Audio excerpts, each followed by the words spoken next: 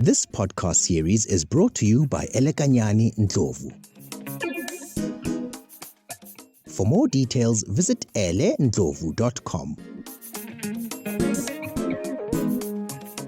My name is Elekanyani Ndlovu and welcome to Womanifesto. The 7 episodes of Womanifesto have been fun, fulfilling, challenging, and inspiring. The stories and experiences of women navigating their professional and personal worlds have inspired me. But other than just centering our voices, our stories, and our experiences, Womanifesto is also about educating one another, asking difficult questions, engaging our experiences holistically, and challenging each other to grow, innovate, think, and move in ways that will impact people positively. So when I came across the concept of trend translating, I thought this is so interesting. There's a discipline or people whose work is to translate trends. Earlier this year, I did some work with Henley Business School, and it was through that work and my involvement in the development of a specific module that led me to hearing about trend translating as an actual thing. I was so fascinated. And when I was listening to Bronwyn Williams, who is my guest this week, I couldn't help but think how amazing what she was saying was, because in my mind, I was thinking, I don't have time to actually figure out what's really happening in the world around me from a trend perspective, and what are the things that could influence how the world goes on a macro scale.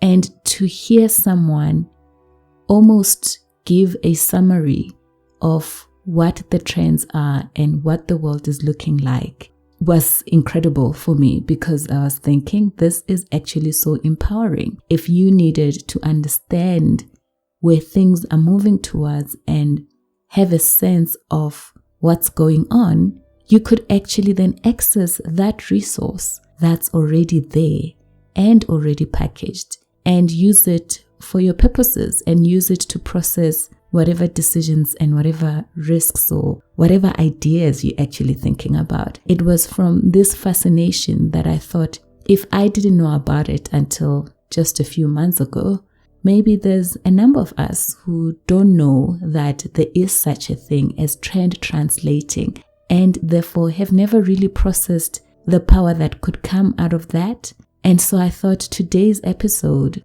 should be that, to just make everybody aware that there are resources, there are people who do this for a living, and there's information you can get that actually can help you process whatever it is you might want to process, looking at the macro perspective of what's happening in your environment.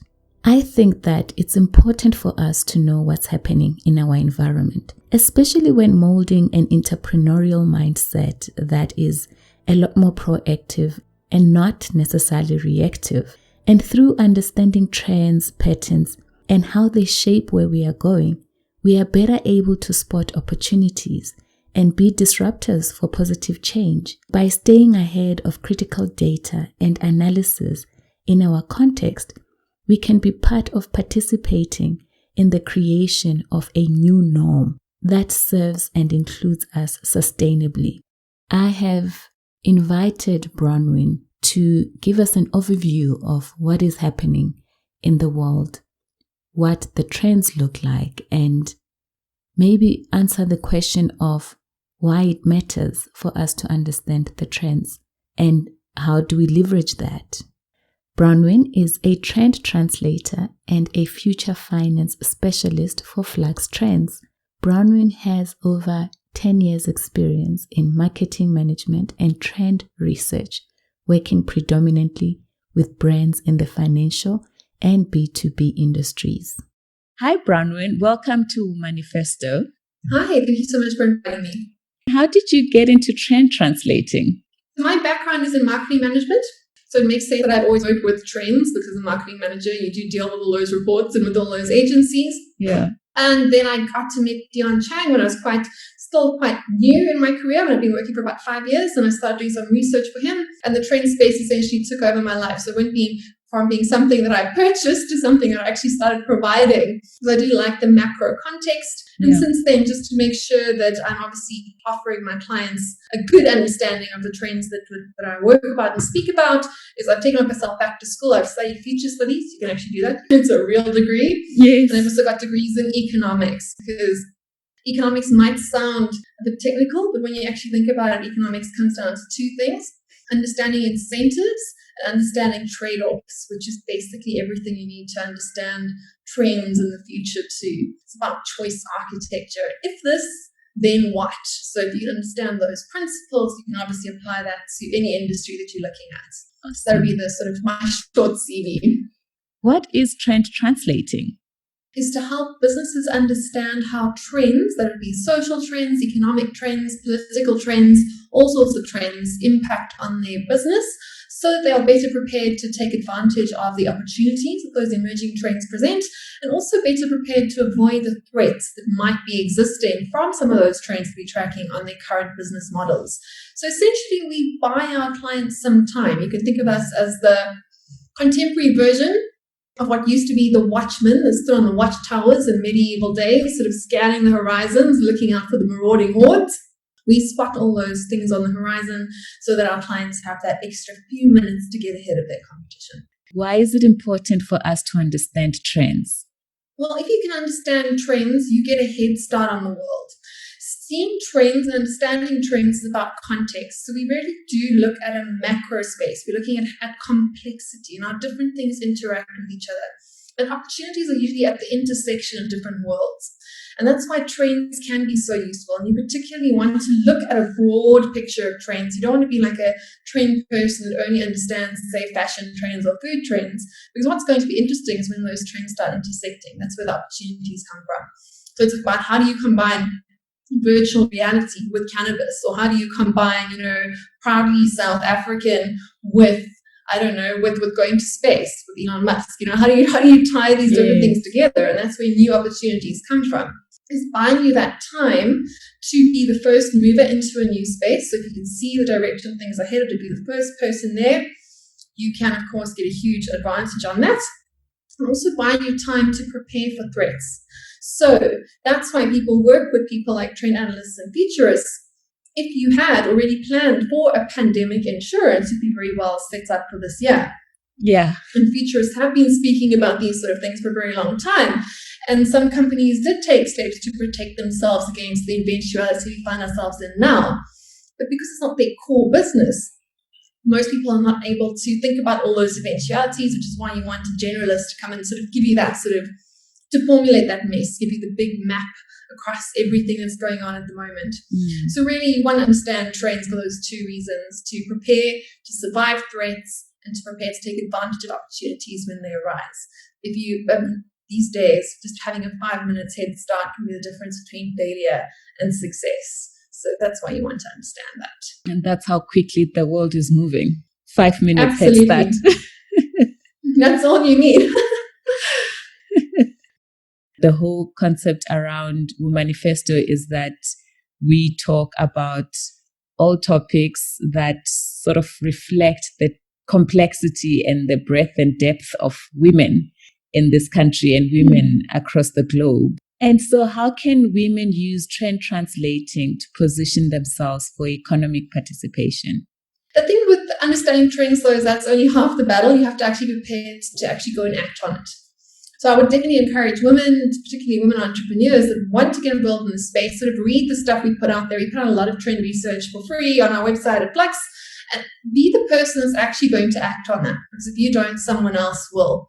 So see the direction the world's going on, see what people are doing in different places across the world, different times across the world, and be the one that actually delivers that product. Because a lot of the work we do, we talk about this could do this, and this technology could do this, or could become that. But we still need the people that are actually going to make that happen. 5 years ago, the space to play in would be in the crypto space, blockchain space, all of that space. But someone did it. Someone acted on it. And what's happening next? The next big space we're seeing in terms of tech was really two. would be virtual reality, and there's space for everyone in the virtual reality space.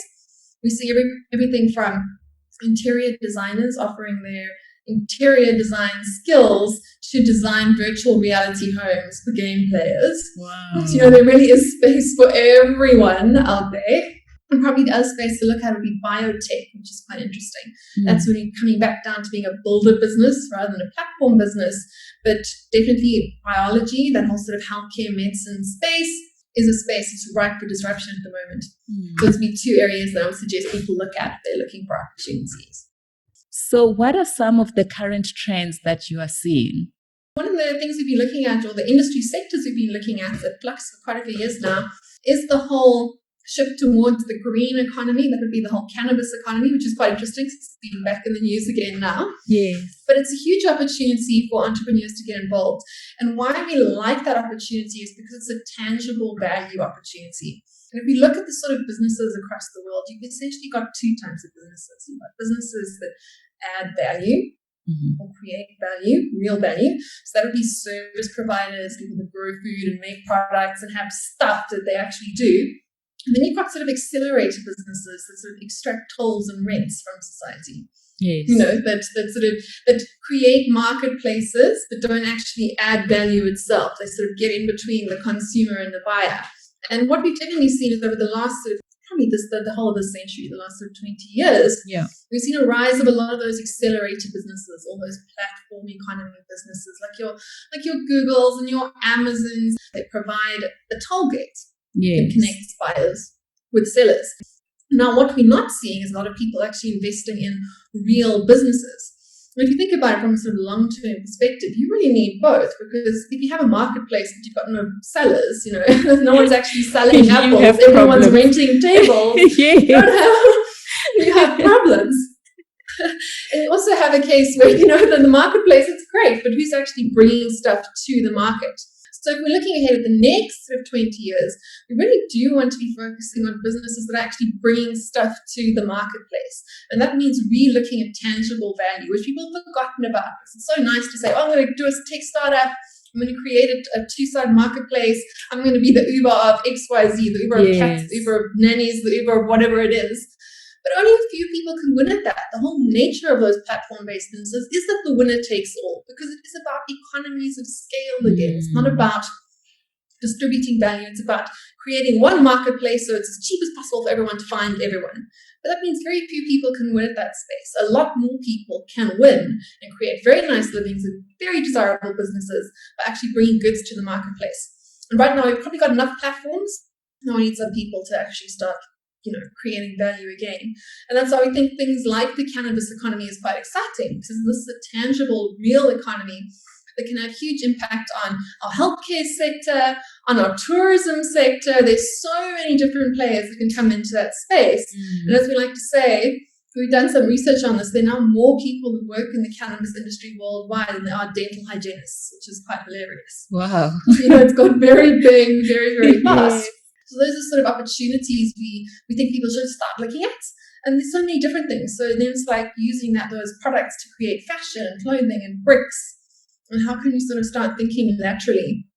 But if I was to give advice to people that are setting out and wanting to start a business, I would say think about being the guy who brings something to the marketplace rather than the person that's creating just another marketplace. From a macroeconomics point of view, because that's just something that I happen to be particularly interested in, I think the big shift we're seeing right now is a shift towards bigger governments and a shift away from capitalism as we know it towards socialism again. So we're getting a more collectivist ideology in the world, and we're also getting a shift away from the individual and the independent individual towards dependence on the state. So that's not necessarily a good thing or a bad thing, but it is a rather different contemporary world we're going to have to adjust to as businesses and as employees and as individuals. That whole ideology has shifted, and we're going to see a lot of fallout from that. So we're going to see things like increases on taxation. This is across the globe. It's not just a South African thing at all. We're going to see more reliance on things like the welfare state. Some of the big trends we're tracking are things like universal basic income, which was a crazy idea. When I started speaking about this in 2015, no one knew what I was talking about. Yes. But now suddenly it's on the political tickets for pretty much all the major elections going on around the world. And that's a great example of the shift towards a more collectivist thinking about the future. So I can also sort of segue from there into the other side of that, which is the emergence of a sort of big brother state, and that is the marriage between big technology and big government. Yeah. That's going to involve a lot more surveillance and a lot more data collection of populations. Once again, I'm not taking a moral judgment on whether it's right or wrong or a good or bad thing. As always, all of these trends come with trade-offs. When it comes to things like big data and big data surveillance, obviously that more information your state knows about you, the better choices they could theoretically make. Not all governments do make good choices. Yes. But that's a different story. But theoretically, if you have more information, you can make smarter choices about how budgets are allocated and how capital is distributed throughout the economy. Yes. You also have, on the positive side, better chances to catch security risks. So take something like cyber warfare. One hacker can put out a bug, like that takes down like a whole healthcare system of an entire first world developed nation. That's a huge risk. So you see the incentive for governments then to surveil people more so that you don't end up with rogue agents taking down the whole of society. With the flip side of that, of course, individuals have less privacy, have less control over their own lives. It's interesting that you bring up the cyberspace and the cyber attacks that can happen between governments. On episode 3 of the podcast, we actually dealt with cyber crimes and how there has been an increase in trend towards cyber crimes against females. And that's something we unpacked and sort of highlighted the elements that we have to look into in terms of keeping ourselves a lot more safe online. I had alluded to the fact that the risk of a cyber attack will definitely increase. And what you're saying now just talks to that trend moving upwards. Yeah, exactly. I think also on that, Marcus, when you're talking about sort of cyber risk, it's not just the risk of being hacked, although that's obviously a huge risk, and there's opportunities there for businesses and for educators to educate people on how to protect their personal data to make sure your bank accounts aren't hacked, your identity is not hacked. And then, of course, you can move also on to sort of protecting yourself against cyberbullying, or like revenge porn, as they call it, when like ex-partners do very distasteful things with their personal footage and information. But I think that perhaps the bigger issue that comes out of cybersecurity is more on what they're calling information warfare, or Russian maskirovska is what they call it. Yes. And it's the whole concept of fake news, organized fake news going on at the moment. It's also a space for huge business opportunity for people that are able to make opportunity out of this mess of information we've got at the moment. Because one of the biggest challenges we face as societies is this inability to distinguish fact from nonsense when it comes to information. We've seen this, through COVID, that it's going to have a detrimental effect on your very life, if you're not getting access to appropriate the right healthcare information. Yes. And once again, it's always this trade-off. So it's been wonderful for information technology to open up information to everyone across the world. Information just a couple of 100 years ago was gatekept. Now we kind of have the opposite problem, and we need to find new solutions for it. Not how to distribute information, but how to curate it and how to verify it. Some of the most interesting startups we're looking at and the trends we're seeing there is how people are dealing with the challenge of solving the fake news problems to get integrity back into all this abundance of information that we have, but also without condemning open information as being a bad thing. Otherwise, we're back to centralized control and top-down propaganda, and we saw how that worked out last century. Let's not go down that road again. Also a very interesting context to look at there.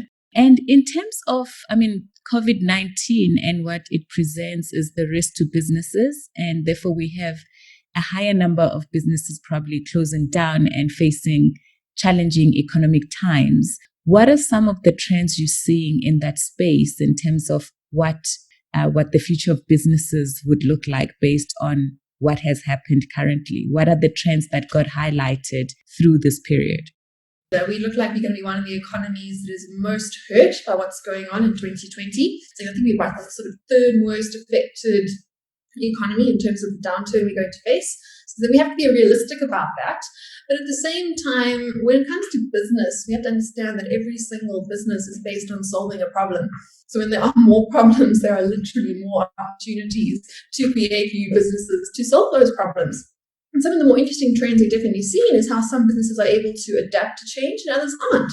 And some businesses that have deep pockets and theoretically as a sort of essential survival business type business model still managed to drop the ball during the last few months. But other businesses who are dealt a very bad hand of cards have been able to do quite extraordinary things. And I think my favorite example there would be the contrast between how Woolworths and Checkers have handled this situation. Like Woolworths was the premium brand. They had a very digital savvy online community, and they're still unable to actually get goods to your door when you need them. I don't know if you tried to order from them. No, I haven't. Yeah.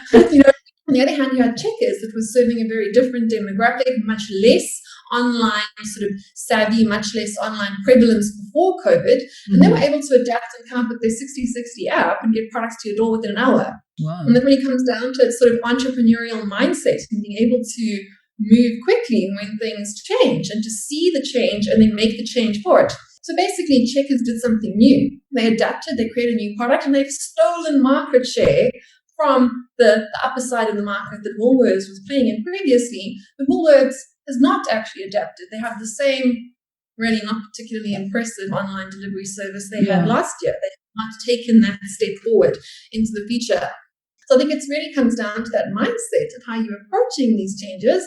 And are you acting on the trend or the change you see around you, or are you passively waiting for it to just happen to you? Yeah. And that really comes down to another challenge/opportunity for businesses, particularly in the African context. One of those trends that has been accelerated is the shift away from globalism and back to localism. This is a trend we've been tracking for some time. Yeah. In other countries across the world, you really had like a sort of proudly Australian movement and the proudly British movement and the proudly Rwandan movement, buy your own products. South Africans haven't necessarily been so great about this. We don't actually support businesses in South Africa with our brands. We're still buying international brands, or we have been doing so for a very long time. So we're seeing a sort of a push and a pull towards more localized supply chains and keeping value within communities, which is hugely encouraging. It's a huge opportunity to build new, resilient local supply chains that might not be as cheap in terms of those economies of scale, but they're much deeper. And also retain that much more value in communities. And we can see this from everything from sort of new retailers, new supply chains that are actually making products right in within local communities, all the way through to local currencies. And that currency is only traded within those people. So that microcurrency thing we've seen in the digital space for things like your cryptocurrencies, we're also seeing like local microcurrencies. And quite a few of the big international charities are actually encouraging this in places like Kenya, and in like our neighboring countries here in Southern Africa, trying to build local communities so that cash and value stays within those systems. And you build a mindset of sustainability and sort of like a circular economy. And in terms of work, the future of work, how's that looking? Okay, so this is one of those very tricky, touchy subjects. You've got very pessimistic views about the future of work. If you speak to 9 people out of 10, either the robots are going to take all our jobs, or foreigners are going to take all of our jobs, or, our brain drain's going to disappear off to America or the UK or whatever the case is. But I think that there's actually a quite an interesting shift we can make in the way that we think about work, to start talking more about work and less about jobs as a starting point. Yes. Jobs are a relic of the industrial age. They're a relatively new concept for most of humanity's history. When you look across really any community, most people worked, so they added value to their communities, but they owned themselves. Then we had this sort of industrial revolution, and suddenly we started sort of basically selling ourselves to an employer. So once again, trading away freedom for security, trading away work that was both a means and an end in and of itself towards work just being a means to get a paycheck. And that's what we've trained young people to believe success is, getting that job. And a work is a much more rich word, isn't it? Because your work is what you do. It's part of who you are. It's the value that you not only give to someone else, it's also the value that you have for yourself through what you do. So what we have to focus on is how we as individuals add value to our communities and our societies. So when we can shift our thinking to this value proposition, then the future of work becomes a lot more exciting, and your sort of lowest common denominator, let's all give up and ask government for a universal basic income, because we're never going to be able to do this on our own. I think it's a much more productive conversation.